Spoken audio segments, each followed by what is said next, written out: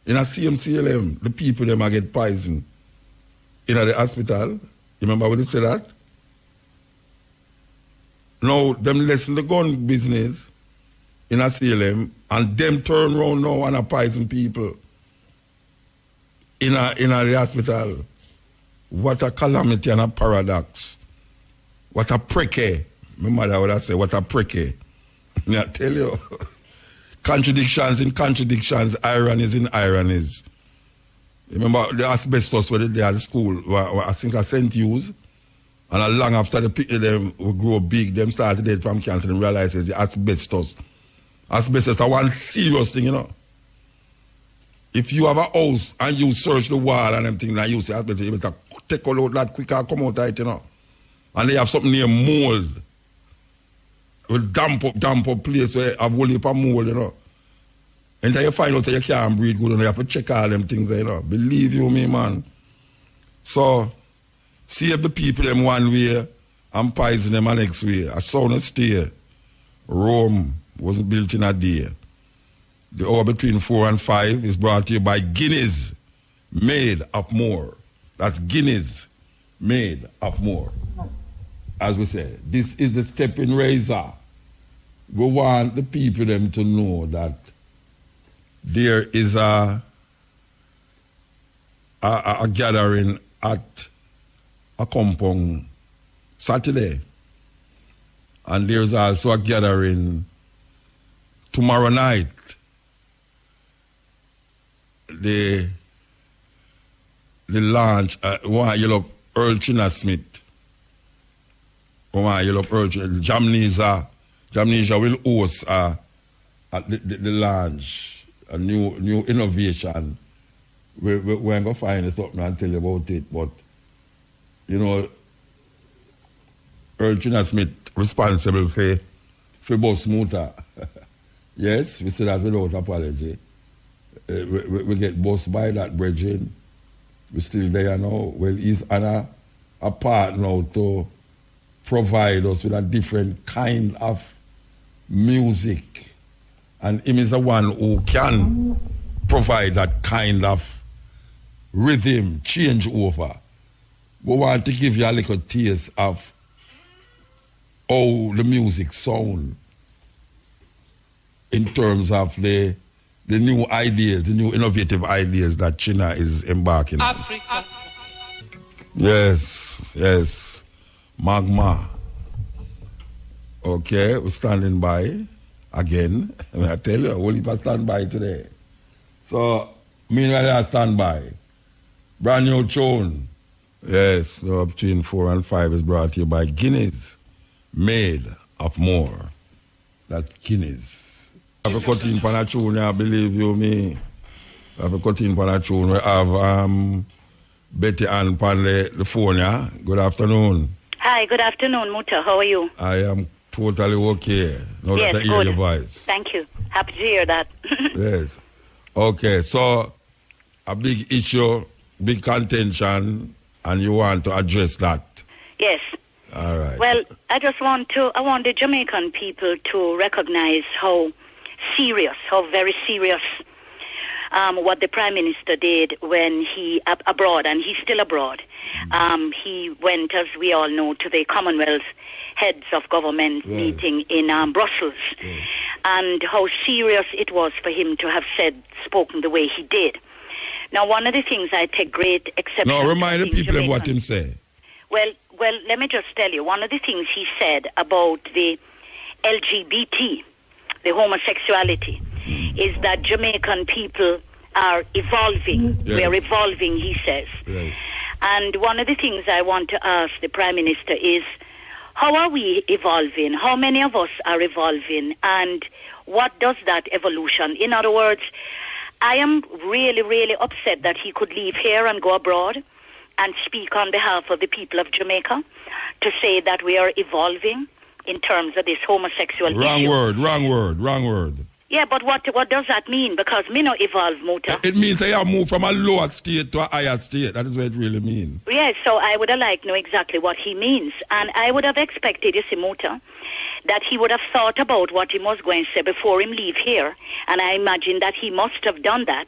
So he would have chosen his words very carefully. Yeah. But if I were the Prime Minister of Jamaica and I go to the UK for this meeting with these Commonwealth leaders, the first did, and them asked me about homosexuality, I would have answered the same way the Kenya president answered Barack Obama. Remember what he said? He said, with all due respect, Mr. President, homosexuality is not on our agenda. Yes. Our agenda is to deal with poverty. Yes. Now, if he had said that, nobody could have blamed him, right? Yes, the other thing he could have said was, listen, Jamaica is a democratic society, and the will of the people prevails. I can't speak. I have to listen to the will of the people and speak on behalf of the people. So I want to know what he mean when he said the Jamaican people evolve. Because the last Bill Johnson poll, which was taken not too long ago, said that 91% of Jamaicans do not want the buggery law to be removed. Yeah. So who is he speaking about, really? Who evolved? Which Jamaicans have evolved?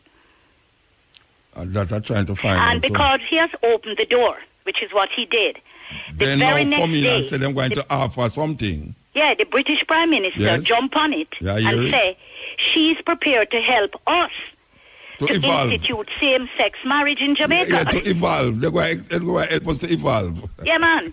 So before them say, them are going to pay we back for reparations, which is what he should have gone to talk about. That's what he should have talked about. Yes. How them must pay we back for slavery and colonialism. Yes. Instead of talking about that, he was quick to say he has no problem with homosexuals in his cabinet, and the Jamaican people are evolving. Yes. And that soon, I imagine, we will begin to change. Yes. Really? How him going to speak for we over there after we never said that? Who is evolving? All right, you see the argument, you see where the Kenyan Prime Minister said, we just quote a while ago. Yeah. It cannot leave room for interpretation, nor really leave room to say you're fighting. That's right. Yeah, you know, him now make a statement where them is now offering help because of what him say. Because he has opened the door. Yes, yes. What he has done is ease the door open, so them just come through. Yes. And them come through now for say, then we help we with same-sex marriage. Imagine that. Yes. And he should know because he's no fool. And he's aware of what's happening.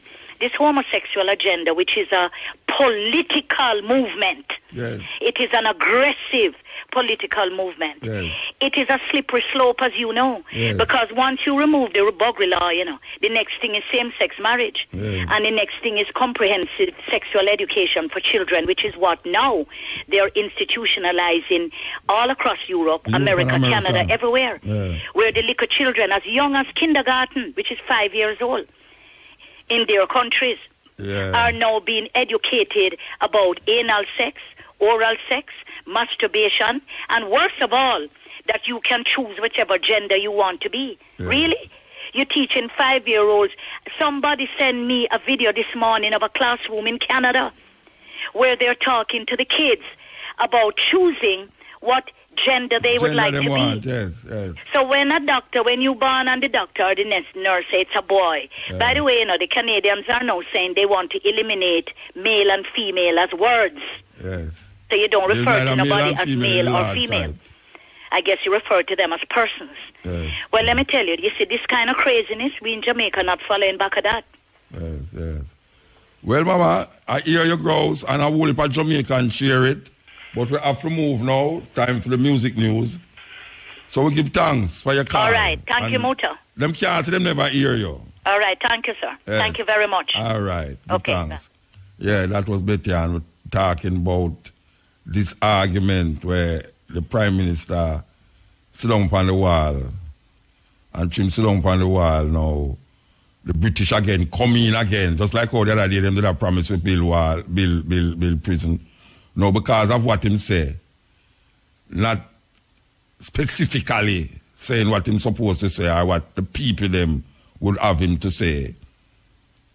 And I agree with that about the evolving, where people say we are evolving. It sounds like, say, no, we was at a lower level And we've gone to a higher level now by accepting same-sex marriage.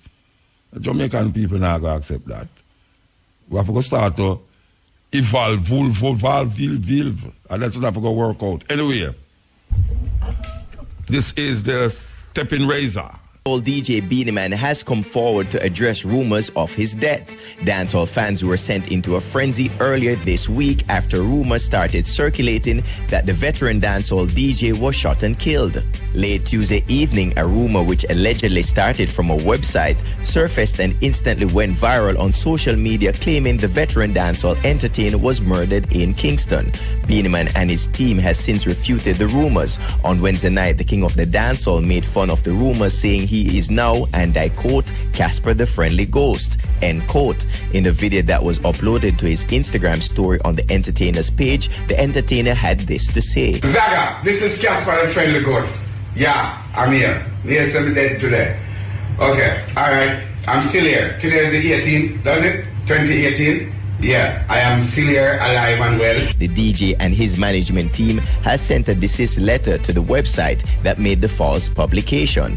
Just recently, entertainer Popcorn was upset with the king of the dancehall for comments he allegedly made on video, which was uploaded to social media. Father culture, tell woman if you put on them clothes, believe you. You see the woman them a walk on road, you know. Trust me, I don't know whether if them wear that on the road, I want to know where them wear go to them bed. Maybe them know we're not go to them bed still. But really and truly, it's a serious thing I go on. Where the woman them look on the road, you know.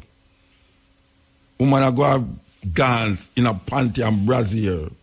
And the only thing them have on over the panty and brassiere is this mesh thing. We look like them a fish. But I tell you, we have evolved. We have evolved. Tell you, young girl, put on your clothes. Man, you know, say in a certain Islamic country, the woman can't show her hand. Serious thing. Not even her hand. You have certain places in Nigeria, man. I'm a bridge I walk on one road in Abidjan, in Abidjan, in Lagos, in Nigeria. And we see about 4 tents come up the road, like igloo. Well, them a walk come up the road, and I say, is what that? When we really check it, it's some woman, and them a tell me, say, in a black culture there, the woman can't show no part of her. Believe you me. And you know, some of them women, if you talk to them have a reason for you, because sometimes you actually feel, say, them really feel submissive and subjugated to a certain culture. But some of them actually accept it as a normal way for go. That's a serious thing. So we say we're good for the goose. The gander might not accept it. But we really say I go on at Jamaica now. It's not, I mean, me not a religious man. I mean a righteous. I mean a credence to people who talk about them will seek perfection, because I don't know what that is. But really and truly, my eyes and my thoughts tell me, say, the way how me see things are going in the road, on the road, you know, in the dance hall, how the woman them look on the road, you know. No, sir. Nothing can go so. Because there was a time when you talk about go-go club and certain style and certain fashion is for go-go club. Now the woman them take the go-go club style, take the fashion and bring it on the road. It's like how you see everybody wear tear-up clothes now. It's like, okay, all right. At what point in our life will you decide, say, we should have tear up the clothes and wear it on the road? Yet still the man who can't afford it and dip on the road and walk in a tear up clothes, people look at him and say, go and move fire. And I run him because him clothes look away. So what we're going to do next? Rub mud all over with flesh and skin? Or go down a river and city, go stand up and go a party after and say style and fashion? Because look at the people them with the meat now. Meat was supposed to dump. When the truck carry the meat, them go down a Riverton City. You have people down there will take up back them rotten meat and go back to the market, go sell it. So you don't know what is happening. Because after them done cut up the meat there, you know, and mince it up in the machine and call it mince meat and put it in a patty, you know. Whole heap of seasoning and curry powder and all them things upon it and call it patty. Because that is, most of the time, that is what patty is, you know. Patty is half pound of pork, half pound of beef, half pound of steak, and them have the machine where just grind it up and call it mince meat. Because them sell mince meat separate too, you know. Where you get a laugh at? You get where you laugh at? You never go in a supermarket and see that the price and say mince meat. Where do you think mince meat is? You think of one kind of meat? It's where them live. It's when them have cut up the meat and say, them want a pound of meat. I say pound of meat, and them have quarter pound left. Them have a place where them put that. Them say pound of pork, and you want pound of pork, and them say a pound and a half it meat, and nobody now come in to come buy half pound of pork. Them don't show that with the cow. You want goat, pound of this, and you throw that in there. And then them put it in the machine and mince it. So people who make patty, a whole heap of time, buy mince meat to make patty. Because you don't want to buy a patty and a bone sticking in your throat. You want to just flow with the patty vibes. You understand? It's not like you eat chicken and rice, or chicken back, or chicken bottom, or chicken leg. You understand? It's nice mince meat. So you have some man that out him not eat pork, you know. Trust me. You see them mince up meat there at the party. So it's so it go. It's so it go. It's a normal thing and a weird thing. Them not see it as weird. It's a different meat. Them put up and put on the machine. Never see a mince meat machine yet. Them not put it in there. Mince pork, mince beef, mince hog, mince tail, mince that. And a man will say, boy, I go buy 2 patties for me down the road now. And you go buy, you see, all the dread I eat up the patty and him say, oh, hey, me not eat pork in a rasta. And I cuss all a little ball tail. Him say the ball tail I eat feed pork, but I say, me not eat pork in a meal. Him they just stuff along the pork in them face. So, it's a serious thing. Serious thing. And that comes see him like the dressing. See him like how people dress now.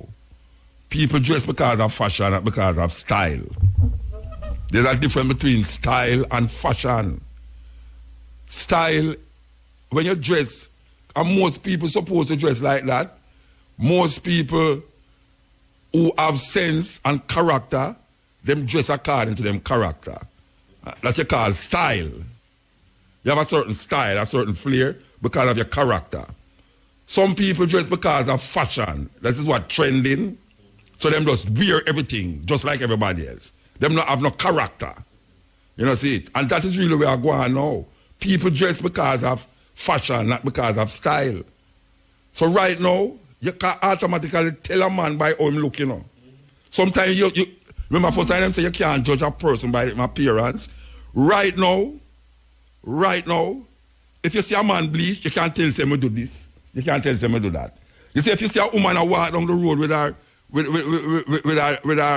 them call it, panty and her brassiere, and you see her ear out of her one and her eyelash out of her, you can't tell exactly her behavior. You can't tell her that she's the woman who will look on her picnic and tell the picnic the same thing like which will take the father. She's the woman where she will cuss you from here to over there, so.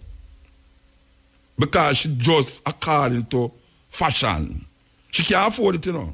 Most of them can't afford it because them can't pay this, them can't pay that, them can't pay that. But you see the fashion, them have to make a statement. And the statement is not for them unique statement. The statement is where everybody else do. So when you walk down the road, you see everybody in the same looking ass ear, Chinese, made in China, made in India ear. And everybody says, I feel them things that, you know, I mean, that is fashion. You have people, when they go out, them dress according to them feeling and, you know, see, not because you go there so now, you say, boy, right now, me can't wear this, you know, because everybody out there have on tear-up pants. So me want a tear-up pants too. Me can't go there with my natural hair, you know, because everybody have on weave, so me have to wear weave too. No. A person of style and character. Dress according to them character. So it have a certain flair. And it have a certain design. That's why you have people who commission dressmakers and designers to make clothes for them personally. Because them I say, all right, now, look for me. And you know, just move with me every day. And make the clothes according to where you know me is. That's why many people can't get away with certain things, you know. Because him or she can make a designer make clothes for them personally. And them no want you make the design for that, and when you go there to somebody else tonight. Because when the clothes tell who them is. It's not like first time when you tell a man, say, why, you can't judge a man by his appearance, you know. Right now, you can't judge somebody by their appearance. The woman them address now, and the man them address, you can't judge them by their appearance. Especially in what we call the ghetto areas of Jamaica, you can judge people by their appearance. Most time. Not all the time, most time. Because some people escape that net. Them escape the net because really and truly now, you didn't have a certain thinking and a certain mentality before you find yourself in a situation. So that situation don't leave you. You see, you continue with that situation. Certain circumstances make you look certain way, but it don't mean say you is that way. Circumstances. But most of the time, when you say woman dress now, it's where everything, everybody visit them unique. You're not unique. If everybody in a tear pants, you're not unique. If everybody in a Chinese shirt and a made in Taiwan pants and a slippers that drop on him foot, most of the time, he want to look like all Vibes Cartel. Vibes Cartel set the trend, and him follow the trend. But him feel him unique, him not unique. When a man a bleach out him skin or no, him not have nothing. Him, all right, look at some woman, him follow the trend. But him feel him unique, him not unique. When a man a bleach out him skin or no, him not have nothing. All right, look at some woman with dress. And the woman them on the TV, them a follow, you know.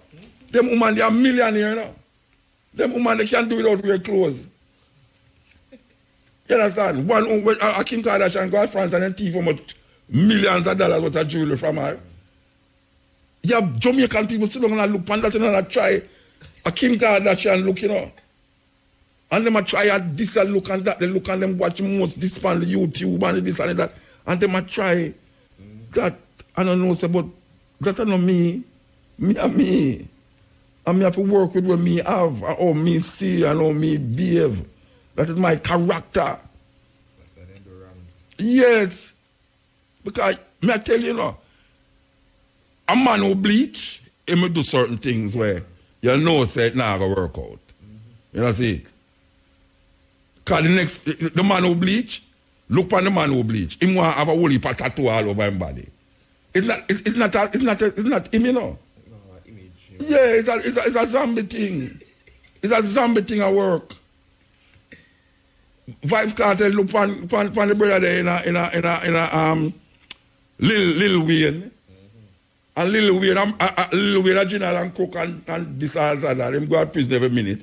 But he make the biggest hit song them in England, America. You know see? And him have a certain image. And then a guy just come and just look on him. And just try to copy that image. And then now, we don't have to know when I look on Vibes Cartel, and I use the Vibes Cartel and Vibes Cartel make some big hit song, and you want to look like Vibes Cartel. Vibes Cartel have millions of dollars, you know. And then we go so cake soap, both. And then just make everybody just start what? Buy cake soap. And when they go so boom, Clarks. Everybody want Clarks. And him not make Clarks. Clarks are white people own it. But he make Clarks sell. And you two can't afford Clarks. It's like iPhone. It's like an iPhone, Rasta. A man have an iPhone. And the phone is a work for him all right. And a guy just come and say, iPhone 10, iPhone 8, iPhone 7, iPhone 6. Meanwhile, you're quite comfortable with your iPhone 6. A guy just come tomorrow and say iPhone 8. Everybody line up and want to buy iPhone 8. They wanted the iPhone 6. It is not the same thing. It don't have nothing to do with your character. It have something to do with how them set up the system. It's a Roman Empire we live in now. And some of it escape, right? But most of it just stuck in it. And we need to understand that. I want I want the people them to listen to this. Believe you me, it's one of the funniest things you will ever hear and anywhere. This is a celebrity during the time when them did have bury Winnie. Them asked this big celebrity at this function about Nelson Mandela. So I want you to listen to where the answer him give. I want you to the sister who sent me this clip here and listen to this answer where him give about the question of Nelson Mandela. Just wanted to ask you, I mean, obviously Nelson Mandela, one of the most significant historical figures of the 20th century. What knowledge or awareness did you have of him growing up, or when did you learn of him?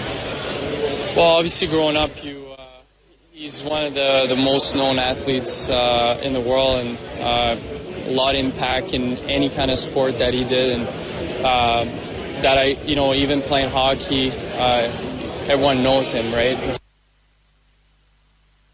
REFM, thought-provoking, always smoking, lyrics like a bazooka. You are listening to MUTABARUKA. No, believe you me. No. No, we are joke.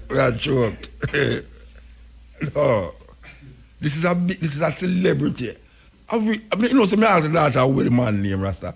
This is a celebrity in a function, red carpet function, and the man stop him and ask him about Nelson Mandela. This is the man answer for Nelson Mandela. What a judgment. Just wanted to ask you, I mean, obviously Nelson Mandela, one of the most significant historical figures of the 20th century. What knowledge or awareness did you have of him growing up, or when did you learn of him? Well, obviously growing up, he's one of the most known athletes in the world, and a lot of impact in any kind of sport that he did, and that even playing hockey, everyone knows him, right? Boy, may I tell you, it's amazing. Nelson Mandela is like Jesus Christ when it comes on to how people view him, especially the white world. And you ask a man about Nelson Mandela, he look like an actor to me too, you know.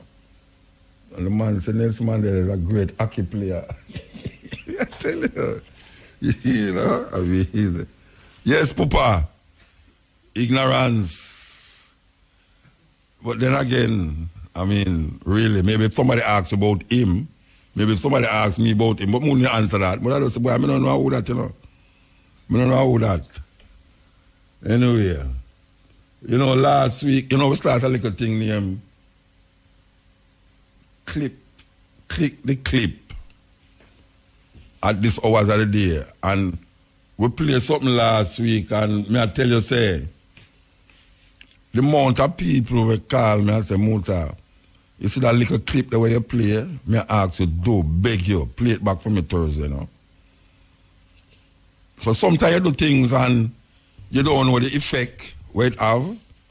That's why we have to keep doing what we are doing, you know, because sometimes it miss someone and somebody else. Somebody say, you hear the clip where MUTABARUKA played the other day. I have asked him to play it again, make you hear it, you know. Very inspirational, and we're going to play it again. We call this Click the Clip. Truer words were never spoken. The less you associate with some people, the more your life will improve. Anytime you tolerate mediocrity in others, it increases your mediocrity. An important attribute in successful people is their impatience with negative thinking and negative acting people. As you grow, your associates will change. Some of your friends will not want you to go on. They will want you to stay where they are. Friends that don't help you climb will want you to crawl. Your friends will stretch your vision or choke your dream. Those that don't increase you will eventually decrease you. Consider this. Never receive counsel from unproductive people. Never discuss your problems with someone incapable of contributing to the solution, because those who never succeed themselves are always first to tell you how. Not everyone has a right to speak into your life. You are certain to get the worst of the bargain when you exchange ideas with the wrong person. Don't follow anyone who's not going anywhere. With some people, you spend an evening. With others, you invest it.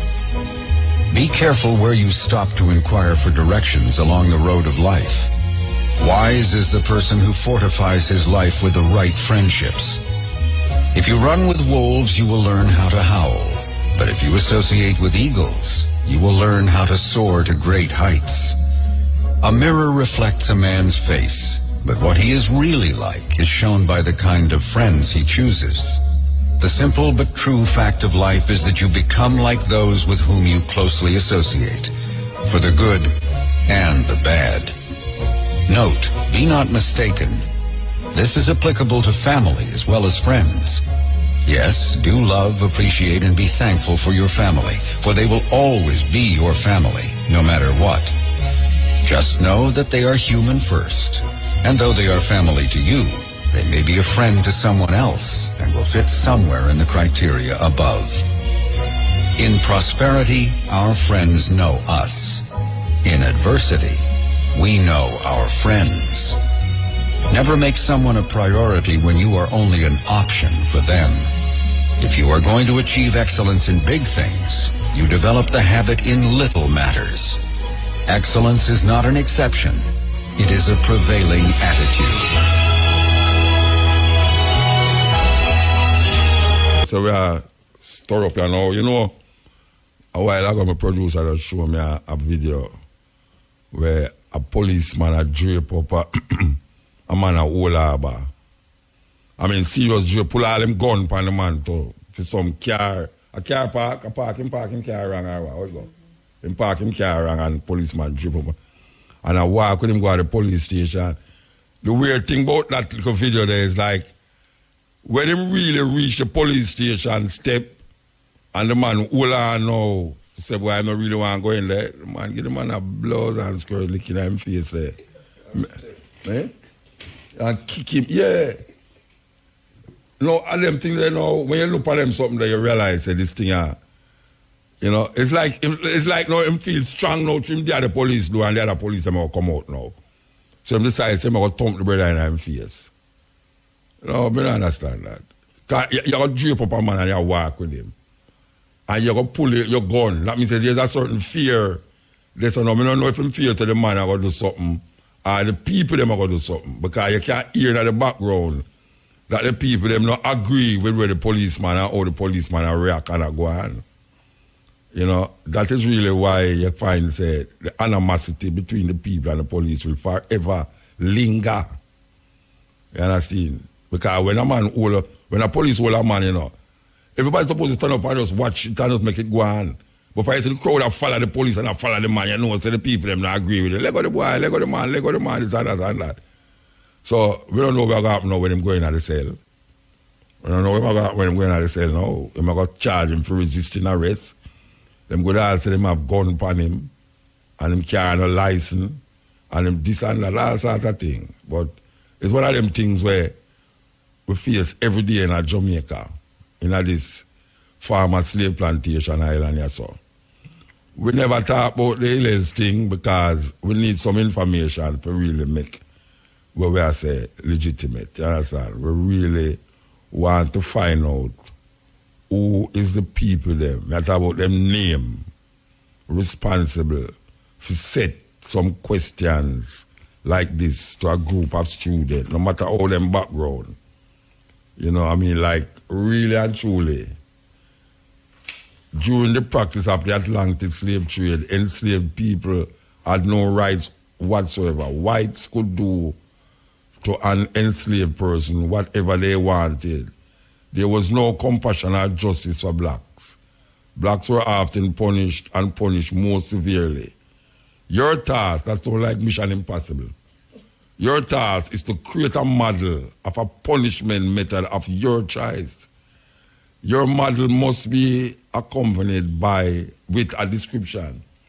You ask the farmer, slaves, children to create a punishment that is best suitable for their farmer ancestors. That's unbelievable, man. That's unbelievable in Jamaica. The types of punishment is shackles, a shamara, circle shackle, that's what she says, shackles supposed to go on. Okay, she says she select her farmer punishment already, you know. Okay. Hey, you know, say, I go to Africa the other day and me love go for look for things, and I tell you, a man draw some shackles and chain where you put on your neck and put on your foot.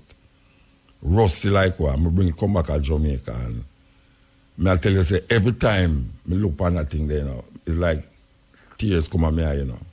For no say, my ancestors did a walk around with that chain on them for because me I try to lift up the thing and it's so heavy. Much less for them a walk on it day in, day out.